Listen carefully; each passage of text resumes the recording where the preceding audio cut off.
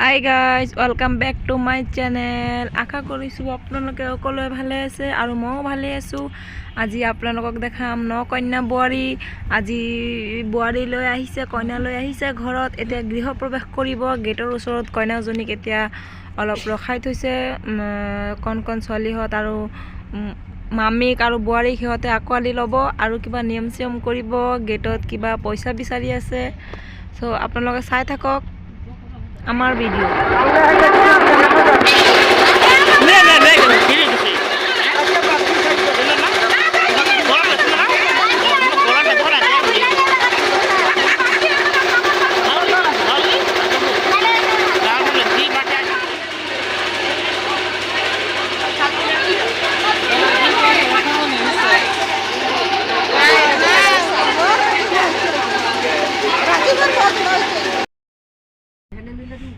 বোৱাৰীজনীক এতিয়া লাহে লাহে আগুৱাই লৈ আহি আছে আৰু এতিয়া কইনাৰ শাহুমা মানে ল'ৰাৰ মাক আৰু কইনাৰ শাহুমাকে এতিয়া কিবা নিয়ম কৰিব, বৰণ চৰণ কৰিব। বৰণ চৰণ কৰি পাছত নকন্যা বোৱাৰীক ঘৰৰ ভিতৰত সোমাব।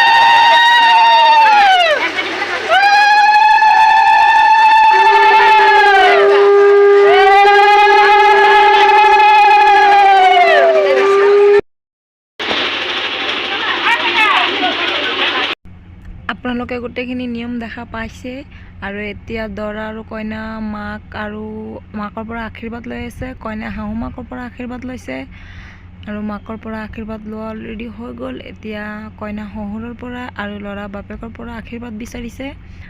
এয়া বাপাই গুচি আহিছে, তেতিয়া আশীৰ্বাদ ল'বহি এতিয়া আৰু এয়া আহি পাইছেহি।